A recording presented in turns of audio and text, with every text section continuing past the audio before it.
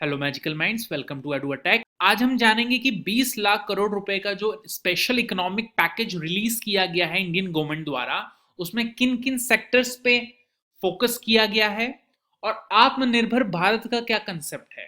तो मोदी जी ने कहा है कि अगर भाई हमें अपने इंडिया को आगे बढ़ाना है तो हमें आत्मनिर्भर होना पड़ेगा।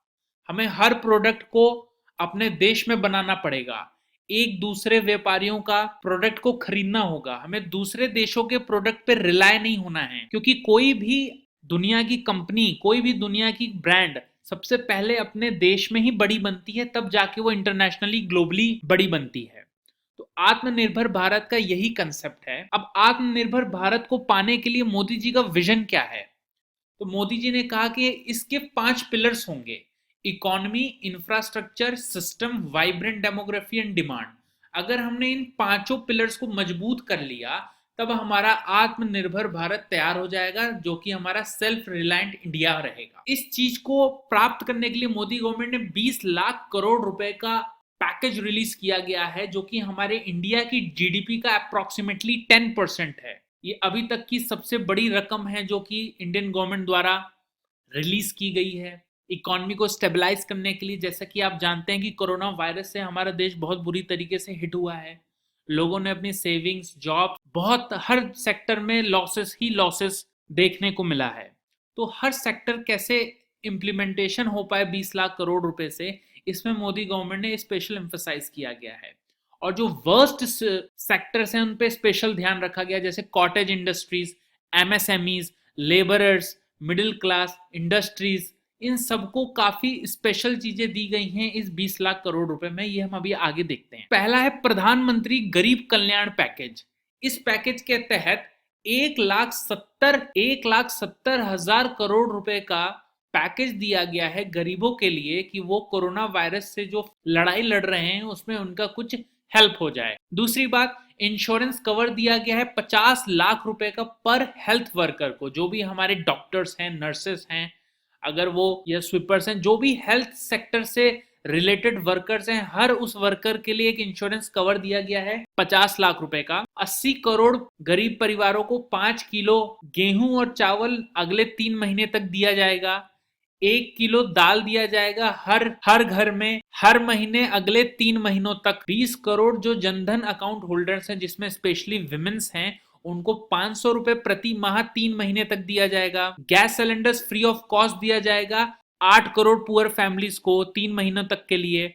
और मनरेगा में जो कि पहले 182 रुपीज पर डे दिया जाता था, उसमें गवर्नमेंट ने 202 रुपए प्रतिदिन कर दिया है, जिसमें अप्रोक्सीमेटली 13.62 करोड़ फैमिलीज इनरोल्ड हैं। और आउट ऑफ काइंडनेस अगर कोई भी पुअर सीनियर सिटीजन हैं या विडो है या कोई दिव्यांग है, तो उनको 1,000 रुपए दिया जाएगा। और हमारे देश में अप्रोक्सीमेटली 3 करोड़ गरीब सीनियर सिटीजन, गरीब विडो और गरीब दिव्यांग लोग हैं। और क्या इस पैकेज में दिया जाएगा? 2,000 रुपए हर फार्मर को दिया जाएगा, जो कि पीएम किसान स्कीम के अंदर अंदर आते हैं, जिसमें अप्रोक्सीमेटली 8.5 करोड़ किसान भाई लोग हैं। बिल्डिंग और कंस्ट्रक्शन वर्कर्स के लिए वेलफेयर फंड, जो कि सेस गवर्नमेंट, स्टेट गवर्नमेंट या सेंट्रल गवर्नमेंट जमा कराती है अपने पास, उसको रिलीज किया जाएगा कि वो वर्कर्स तक वो पैसा पहुंचे उनकी भलाई के लिए। और जिस बिजनेस में जहां 100 लोगों से कम काम कर रहे हैं लोग और जिनको 15,000 प्रति माह से कम पैसे मिल रहे हैं, उनको 24% मंथली वेजेस मिल जाएगा उनके प्रोविडेंट फंड अकाउंट में। 5 करोड़ वर्कर्स को जो कि एम्प्लॉय प्रोविडेंट फंड में आते हैं, उनको 75% एडवांस दे दिया जाएगा, कि जो कि नॉन रिफंडेबल होगा, तो वो भी उनको काफी हेल्प करेगा। और सेल्फ हेल्प ग्रुप जो पहले आराम से 10 लाख का लोन ले लेते थे बिना किसी कोलेट्रल, बिना किसी सिक्योरिटी, अब उस 10 लाख को 20 लाख कर दिया गया है कि अगर कोई सेल्फ हेल्प ग्रुप है तो वो अब 20 लाख तक का लोन ले सकते हैं बिना किसी कोलेट्रल के। डिस्ट्रिक्ट मिनरल फंड का जो सेस जमा कराती हैं स्टेट गवर्नमेंट, उसको भी यूज किया जाएगा मेडिकल टेस्टिंग और स्क्रीनिंग के खर्चे के लिए। इस माध्यम से प्रधानमंत्री गरीब कल्याण पैकेज के अंदर इतने सारे पैसे खर्च किए जाएंगे। दूसरी बात, अदर मेजर्स क्या लिया गया है? आरबीआई ने 60% तक का इनहेंस्ड ओवरड्राफ्ट दिया है स्टेट को। अगर आपको एक्स्ट्रा पैसे लेने हैं तो आप इस तहत निकाल सकते हैं। हर स्टेट जिनके इनकम टैक्स रिफंड आने थे, उसको तुरंत के तुरंत इमीडिएटली रिलीज करवाने का फैसला लिया गया है इंडियन गवर्नमेंट द्वारा। जिसको भी 5 लाख रुपए तक आ रहे हैं रिफंड उनके अकाउंट में, वो ऑटोमेटिकली आ जाएगा। और जो भी पेंडिंग रिफंड हैं उसको तुरंत के तुरंत क्लेम लेके सॉर्ट आउट किया जाएगा। इनमें 18,000 करोड़ रुपए का खर्चा हो जाएगा। स्पेशल एक 15,000 करोड़ का इमरजेंसी हेल्थ रिस्पांस पैकेज तैयार किया गया है, जो कि सिर्फ और सिर्फ इमरजेंसी सेवा से रिलेटेड ही रहेगा। और क्या अदर्स मेजर्स में लिए गए हैं, तो कंप्लायंसेस को भी सॉर्ट आउट कर दिया गया। इनकम टैक्स की रिटर्न को 30 नवंबर कर दिया गया है, जो अप्रोक्सीमेटली कभी कभी जुलाई होती है, अगस्त होती है अलग अलग केसेस में। इसको बढ़ा के भी बहुत सारे टैक्स पेयर्स को राहत मिली है। कस्टम्स क्लियरेंस को 24/7 कर दिया गया है। 30 जून तक रात दिन हमेशा आपको कस्टम क्लियर हो जाएगी बिना किसी प्रॉब्लम के। और अब आप किसी भी एटीएम से 3 महीने तक, चाहे आपका कोई भी बैंक का एटीएम है, आपको उसी बैंक से निकालने की जरूरत नहीं है। आप किसी भी बैंक के एटीएम से पैसे निकाल सकते हैं बिना किसी इंटरेस्ट के। वो पैसा आपको निकालने की अनुमति देता है गवर्नमेंट। 3 महीने के लिए ये भी स्कीम रहेगी। जिन जिनका मोटर व्हीकल या हेल्थ इंश्योरेंस पॉलिसी की डेट खत्म हो गई, जो डेट कोलैप्स्ड हो गई, पैसे नहीं थे जिनके पास, सपोज मार्च में हम लोग लॉकडाउन में गए थे, तो मार्च से लेके 3 मई तक गवर्नमेंट ने कहा है जिन जिनका इंश्योरेंस पे करने में प्रॉब्लम आई वो 15 मई से पहले पहले कर देंगे। सपोज आपका अप्रैल में अगर पॉलिसी थी लेकिन आपने पेमेंट नहीं की, तो आपको 15 मई तक गवर्नमेंट ने छूट दी। आपको 15 मई से पहले पहले अपना इंश्योरेंस पे कर देना है। कंपनीज में जो एक मैंडेटरी कंपनीज एक्ट 2013 के तहत बोर्ड मीटिंग कराई जाती है हर डायरेक्टर्स का, उसको 60 डेज तक के लिए एक्सटेंड कर दिया गया है। वो 30 सितंबर तक आप करा सकते हैं। और EGM facility video conferencing e voting के जरिए हो सकती है बिना किसी प्रॉब्लम के। अब आइए देखते हैं इसमें आरबीआई का क्या रोल है। कुछ आरबीआई ने मदद की है गवर्नमेंट की, तो हाँ जी की है। कैश रिजर्व रेशियो को रिड्यूस किया गया है, सीआरआर को। सीआरआर के तहत एक हर बैंक, कमर्शियल बैंक को 1% अपना cash reserve bank of India में जमा कराना रहता है, तो कम कर दिया है। तो गवर्नमेंट के बैंक्स के पास पैसे ज्यादा आ गए, जिससे वो लिक्विडिटी इंजेक्ट कर सकते हैं इकोनॉमी में।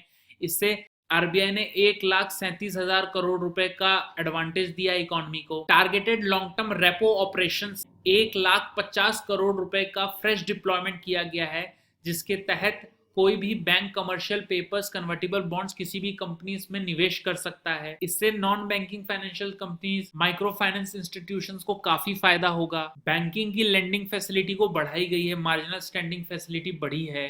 अगर बैंक चाहें तो वो आरबीआई से थोड़े बहुत पैसे और ले सकते हैं इस मेजर्स के तहत। और आरबीआई ने क्या किया है, स्पेशल फाइनेंस फैसिलिटीज प्रोवाइड की गई है नबार्ड और सिडबी को 50,000 करोड़ रुपए का पॉलिसी रेपो रेट पे। स्पेशल लिक्विडिटी प्रोवाइड की गई है म्यूचुअल फंड्स को 50,000 करोड़ रुपए का। ये सारे पैसे डायरेक्टली इन्फ्यूज किए जाएंगे आरबीआई द्वारा इन सेक्टरों में। जिसने भी लोन ले रखा है उसको 3 मंथ्स का मोरेटोरियम पीरियड मिला है। अगर आप 3 महीने तक पे नहीं करते हैं तो कोई बात नहीं, आपका लोन एनपीए नहीं होगा। बट इसके तहत थोड़ा सा इंटरेस्ट लेंगे गवर्नमेंट, उस पर भी अभी सुप्रीम कोर्ट में केस चल रहा है कि आप इंटरेस्ट भी वेव करिए। वर्किंग कैपिटल के लिए लोन मिलना आसान कर दिया गया है। और जो भी नॉन बैंकिंग फाइनेंशियल कंपनीज ने रियल सेक्टर्स डेवलपमेंट के लिए पैसे दिए हैं, बड़े बड़े बिल्डर्स को पैसे दिए हैं, बड़ी बड़ी कंपनीज को पैसे दिए हैं, तो उसमें एडिशनल 1 साल का टाइम और मिल गया है उस पैसे को चुकाने के लिए एनबीएफसी को, जिससे कि बिल्डर्स को काफी फायदा होगा। तो ये सारी चीजें रातों रात नहीं की गई हैं कि मोदी जी ने 12 मई को आके कह दिया। ये एक्चुअली मार्च से ही प्लानिंग चल रही थी और धीरे धीरे करके नोटिफिकेशंस आ रही। 8 लाख का पैकेज तो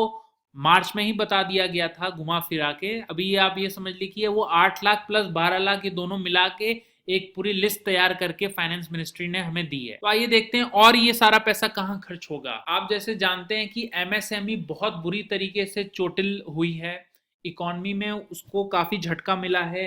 जितने हमारे छोटे छोटे बिजनेसेस हैं, लोकल ब्रांड्स हैं, उनको बहुत बुरी तरीके से कोरोना वायरस के इम्पैक्ट से वो हिल चुके हैं। तो उनको स्टेबलाइज करने के लिए उन्हीं के सेक्टर्स में एक फ्री ऑटोमेटिक लोन्स प्रोवाइड किया गया है 3 लाख करोड़ तक का। अगर किसी एमएसएमई को लोन चाहिए, किसी भी मीडियम स्मॉल माइक्रो इंटरप्राइजेस को लोन चाहिए, तो वो 3 लाख करोड़ तक का लोन ले सकते हैं सारे एमएसएमई मिलाकर।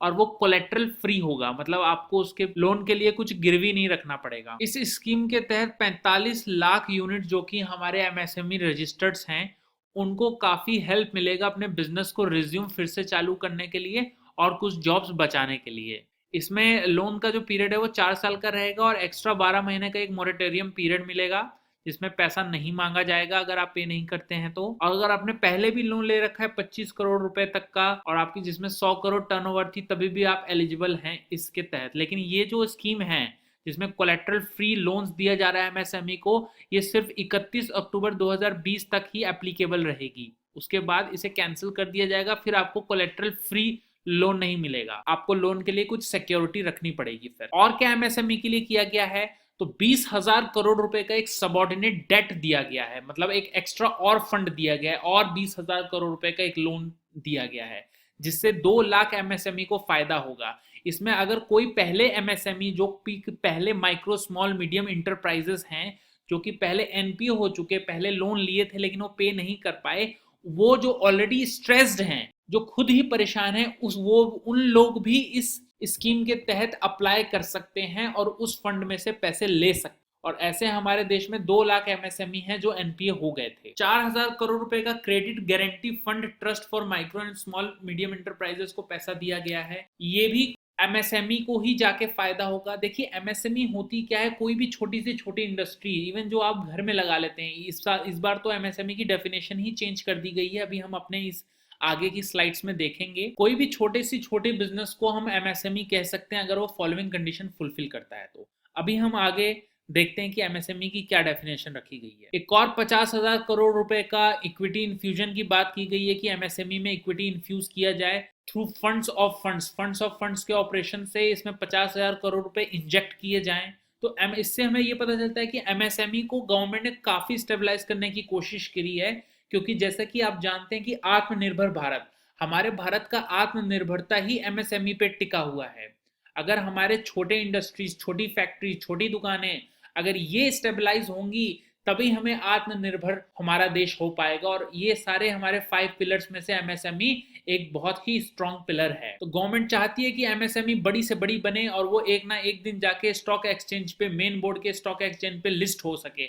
उसके लिए इंकरेज किया गया है, उसके लिए पैसा दिया गया है एमएसएमईज को, हर तरीके का हेल्प मिला है। आपके पास कोई भी एमएसएमई है, आप बैंक में जाइए, अपनी चीजें बताइए, मुझे इतना फंड चाहिए, आपको इस तहत के अंदर पैसा जरूर मिलेगा बैंक द्वारा। तो आइए देखते हैं कि एमएसएमई की डेफिनेशन क्या कर दी गई। तो देखिए पहले एमएसएमई की डेफिनेशन थी, वो इसमें था कि अगर आपने कुछ भी इन्वेस्टमेंट किया है प्लांट या मशीनरी या इक्विपमेंट में, तब आपकी डेफिनेशन 2 अलग अलग थी। अगर आप मैन्युफैक्चरिंग इंटरप्राइज हैं, आप कुछ प्रोड्यूस करते हैं, प्रोडक्शन बनाते हैं, कुछ मैन्युफैक्चरिंग कर रहे हैं, तो आपका बिजनेस अगर मैन्युफैक्चरिंग में था तो उसमें कहा गया कि माइक्रो आपको तब कहा जाएगा जिसमें जब आपकी इन्वेस्टमेंट किसी भी प्लांट या मशीनरी या इक्विपमेंट में 25 लाख रुपए तक है। और स्मॉल कहा जाएगा जब 25 लाख से ज्यादा 5 करोड़ तक है। मीडियम तब कहा जाएगा जब आपका 5 करोड़ से ज्यादा 10 करोड़ तक है। लेकिन सर्विसेज को यहाँ अलग रखा गया, सर्विस के लिए अलग कैप बनाया गया। उसमें कहा गया कि अगर आप सर्विसेज दे रहे हैं किसी को, आपका सर्विसेज का काम है, तो आपकी इन्वेस्टमेंट 10 लाख तक होगी तो माइक्रो कहलाएंगे, 10 लाख से ज्यादा 2 करोड़ तक है तो स्मॉल कहलाएंगे, और अगर 2 करोड़ से ज्यादा 5 करोड़ तक है तो आप मीडियम इंटरप्राइज कहलाएंगे। लेकिन ये पूरी डेफिनेशन गवर्नमेंट ने चेंज कर दी, इसे और लिबरल, हर व्यक्ति को इसका फायदा हो सके। तो उसमें गवर्नमेंट ने कहा कि इसमें इन्वेस्टमेंट और एनुअल टर्नओवर को रखा गया कि आपका टर्नओवर कितना है और इन्वेस्टमेंट कितना है किसी भी प्लांट और मशीनरी में। तो उसमें कहा गया कि इन दोनों को अलग अलग नहीं, एक ही कह दिया गया। अगर आप मैन्युफैक्चरिंग का काम कर रहे हैं, कुछ बना रहे हैं, कुछ प्रोड्यूस कर रहे हैं, या दूसरा आप कोई सर्विसेज दे रहे हैं, तो उन दोनों केस में एक ही लिमिट हर सबकी अपनी अपनी बन गई। सपोज आप मैन्युफैक्चरिंग या सर्विसेज का काम करवा रहे हैं या दे रहे हैं, तो उसमें आप माइक्रो तब कहलाएंगे जब आपकी इन्वेस्टमेंट 1 करोड़ रुपए तक है और आपका प्लस है ये एंड टर्नओवर आपका 5 करोड़ रुपए तक है। अगर आपका इन्वेस्टमेंट 1 करोड़ रुपए तक है और टर्नओवर 5 करोड़ तक है तो आप माइक्रो इंटरप्राइजेस कहलाएंगे। और अगर आपका इन्वेस्टमेंट 1 करोड़ से ज्यादा 10 करोड़ तक है प्लस आपका टर्नओवर 5 करोड़ से ज्यादा 50 करोड़ तक है तो आप स्मॉल इंटरप्राइज कहलाएंगे।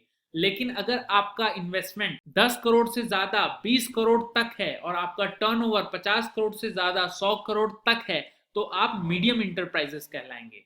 तो इसमें काफी बड़े बड़े बिजनेसेस को भी एमएसएमई के लिस्ट में डाल दिया गया है, छोटे भी हैं बड़े भी हैं, तो फायदा सबके दरवाजे तक पहुंचेगा। अब गवर्नमेंट ने कहा कि कुछ ग्लोबल टेंडर्स को हम डिसअलाउ करेंगे।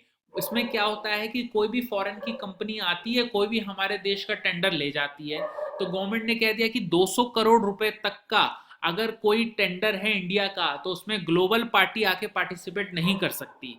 तो इससे बेनिफिट भी है, हमारे देश के छोटे मोटे इंडस्ट्री, छोटी मोटी कंपनीज को इसका फायदा होगा। कंपटीशन देश के अंदर रहेगा, कोई फॉरेन की कंपनी आके उसको खरीद नहीं पाएगी। कोई भी बाहर की कंपनी है, अगर वो यहाँ पे गवर्नमेंट प्रोक्योरमेंट, गवर्नमेंट टेंडर लेना चाहती है तो उसकी कीमत 200 करोड़ से ज्यादा होगी, तभी वो ले पाएगी। 200 करोड़ रुपए तक के टेंडर को गवर्नमेंट ने फ्रीज कर दिया है कि वो सिर्फ और सिर्फ हमारे देश की कंपनी, देश के लोग ही उस टेंडर को ले सकेंगे, जिसके लिए नेसेसरी अमेंडमेंट्स की गई जनरल फाइनेंशियल रूल्स में। और अगर इस चीज को फॉलो किया जाए, माना जाए, किया जाए, तो इसमें कट थ्रोट कंपटीशन भी हमारा कम हो जाएगा।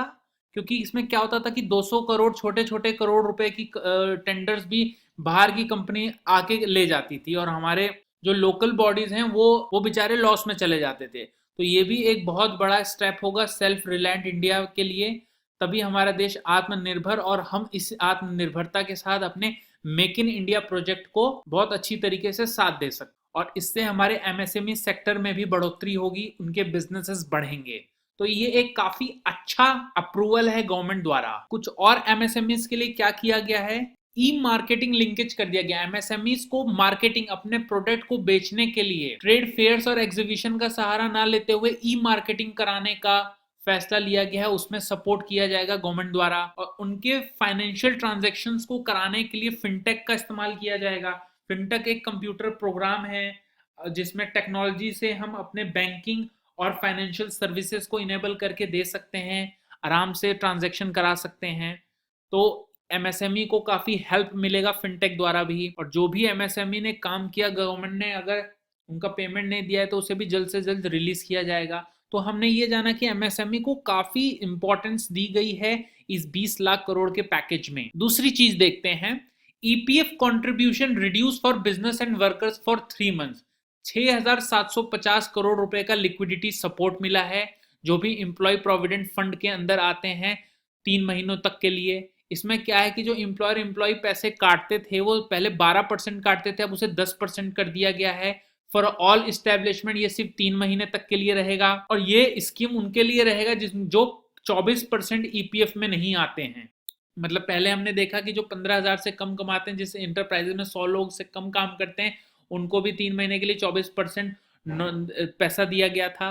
तो ये इनको छोड़ के है। इस स्कीम से तहत 6.5 लाख एस्टेब्लिशमेंट्स को फायदा मिलेगा और 4,30,00,000 एम्प्लॉयज को फायदा मिलेगा अप्रोक्सीमेटली। और इस सेक्टर्स में 6,500 करोड़ अप्रोक्सीमेटली पे किया जाएगा, जिससे कि एम्प्लॉय को 3 महीने के लिए एक अच्छा राहत भरा पैकेज है उनके लिए भी। 30,000 करोड़ का दूसरा स्पेशल लिक्विडिटी स्कीम्स दिया गया है, जो भी नॉन बैंकिंग फाइनेंशियल कंपनी या कोई भी हाउसिंग फाइनेंसिंग कंपनी, हाउसिंग घर बनाने के लिए लोन देती है, या तो कोई माइक्रो फाइनेंसिंग इंस्टीट्यूशन है जो छोटी मोटी बिजनेसेस के लिए लोन्स देते हैं, उनको भी 30,000 करोड़ रुपए का लिक्विडिटी दिया गया है कि भैया अरे अगर इनके पास खुद पैसे नहीं होंगे तो ये कहाँ से कस्टमर को पैसे देंगे, इकोनॉमी में पैसे आएंगे कैसे। लिक्विडिटी का मतलब होता है कि आम आदमी तक आराम से उसको लोन पहुंचे, उसे एक एक्स्ट्रा मनी मिले कि वो अपना काम कर सके। एनबीएफसी, एचएफसीज और एमएफआईज को भी बूस्ट किया गया है 30,000 करोड़ रुपए का पैकेज देके।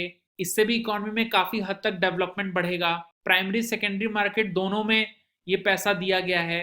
प्राइमरी सेक्टर आप जानते हैं एग्रीकल्चर से रिलेटेड है, सेकेंडरी मार्केट में हमारे प्रोडक्शन सर्विसेज आते हैं, मैन्युफैक्चरिंग यूनिट्स आती हैं।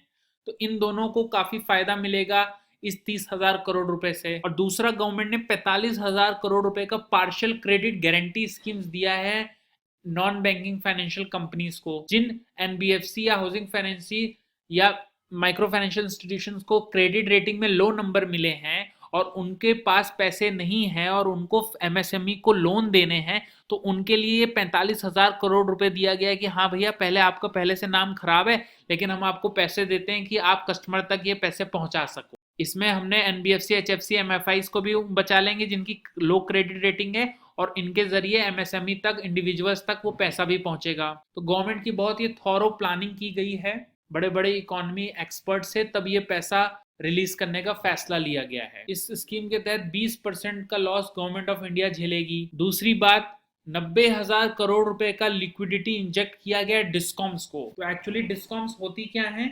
डिस्कॉम्स पावर डिस्ट्रीब्यूशन कंपनीज होती हैं।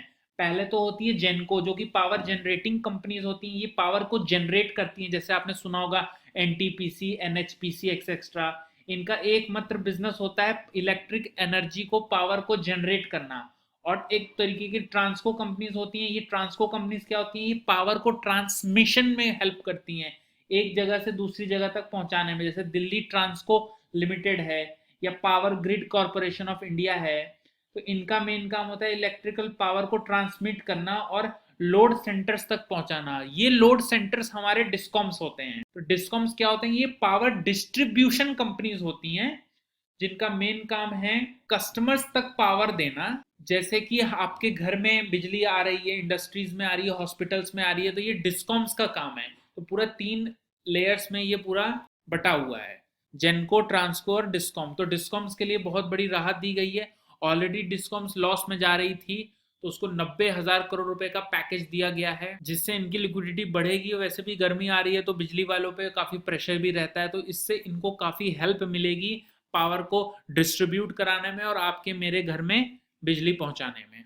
तो आई होप डिस्कॉम का पॉइंट आप समझ ली हो। 90,000 करोड़ रुपए हमें पावर डिस्ट्रीब्यूशन कंपनीज को गवर्नमेंट ने पे किया है। और हाँ, ठेकेदारों, रिलीफ टू कॉन्ट्रैक्टर्स, ठेकेदारों को भी 6 महीने का एक्सटेंशन दिया गया है। अगर कोई भी काम railway, ministry of road transport, highway, central public works department, PWD का कोई भी काम है, जो भी सेंट्रल एजेंसीज का काम था, उनको 6 महीने का एक्सटेंशन दिया गया है। अगर काम मार्च में खत्म होना था तो 6 महीने का एक्सटेंशन दिया गया है। ये भी काफी राहत की बात है। इससे कॉन्ट्रैक्टर्स का मोरल बूस्ट होगा। कॉन्ट्रैक्टर्स को तो दिया है, तो रियल स्टेट्स में भी पैसा दिया गया है। अगर कोई भी रजिस्ट्रेशन और कंप्लीशन डेट पहले आनी थी तो उसको एक्सटेंड कर दिया गया है रियल एस्टेट रेगुलेशन एक्ट के तहत, और उसको फोर्स मैज्योर का नाम दिया गया है। एक्ट ऑफ गॉड के तहत 6 महीने का एक्सटेंशन मिला है बिल्डरों को।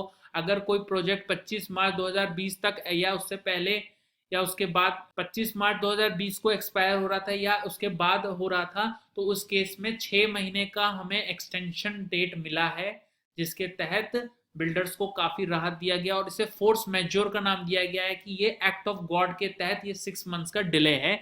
ये भी हमें रेरा में लिखना पड़ेगा। रेरा में एक है कि अगर फोर्स मैज्योर है, एक्ट ऑफ गॉड के तहत होता है, तो उस केस में एक्सटेंशन दिया जा सकता है। तो गवर्नमेंट ने उसी चीज का फायदा उठाते हुए यहाँ पे इस नोटिफिकेशन को लाई है। और रेगुलेटरी अथॉरिटीज जो हैं, जो रेरा ट्रिब्यूनल्स हैं, अथॉरिटीज जो हैं, वो इस 6 महीने के बाद भी एक 3 महीने का अगर उनको लगे तो 3 महीने का एक एक्स्ट्रा फ्रेश एक्सटेंशन दे सकते, जिससे कि रियल स्टेट डेवलपर जो बड़े बड़े बिल्डर्स हैं उनको काफी हेल्प मिलेगी और होम बायर जो हैं उनको जल्दी से जल्दी उनके घरों की डिलीवरी मिल पाएगी। तो ये भी काफी अच्छा कदम उठाया गया है सरकार द्वारा। दूसरा, 50,000 करोड़ रुपए का 50,000 crore liquidity through TDS TCS rate reduction.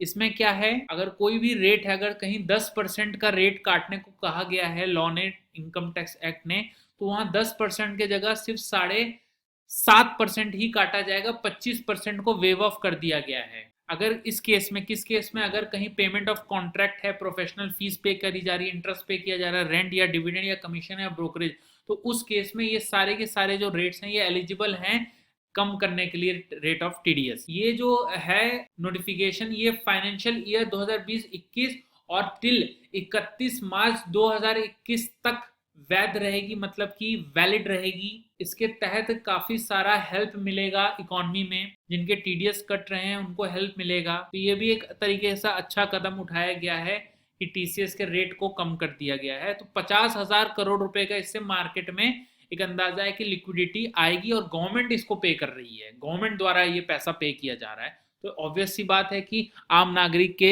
जेब पे भी इसका असर पड़ेगा। डायरेक्ट टैक्स में क्या किया गया है? तो इसमें कहा गया है कि जो भी रिफंड्स पेंडिंग हैं, चाहे वो चैरिटेबल ट्रस्ट या नॉन कॉर्पोरेट बिजनेस या प्रोफेशनल एलपी या किसी भी कंपनी इसका, उसको जल्द से जल्द पे कर दिया जाए। बहुत अच्छी बात है, लोगों को पैसे की ऑलरेडी कमी है, पुराना उन्हीं का पैसा उन्हीं को मिल जाएगा जल्द से जल्द, तो बहुत फायदा हो जाएगा। इनकम टैक्स की ड्यू डेट को 30 नवंबर 2020 कर दी गई है और टैक्स ऑडिट को 31 अक्टूबर 2020 कर दी गई है। तो अच्छी बात है कि एक्ट में अमेंडमेंट लाके इसको एक्सटेंड किया गया। तो ये सारे हमारे पॉइंट्स थे, आई होप आपको समझ में आया हो। एंड ये एक रात में नहीं तय किए गए हैं रेट्स, काफी सोच समझ के गवर्नमेंट ने प्लानिंग से लाई हैं और इसका जो असर है वो किसी एक आदमी नहीं, पूरी इकोनॉमी पे पड़ेगा। तो ये मत सोचिएगा कि अरे हमें तो मिला नहीं कुछ भी पैसे। आपकी गवर्नमेंट आपके लिए बहुत ध्यान रख रही है। बस मेरी भी आपसे यही गुजारिश है कि आप जितना हो सके लोकल प्रोडक्ट्स, लोकल गुड्स और लोकल सर्विसेज लें। अगर आप ये सारी बातें मानेंगे तभी हमारा देश आत्मनिर्भर भारत, आत्मनिर्भर देश बनेगा और आपकी छोटी सी कोशिश हमारे देश के लिए बहुत बड़ा नाम और सम्मान लेके आएगी। Thank you, keep learning.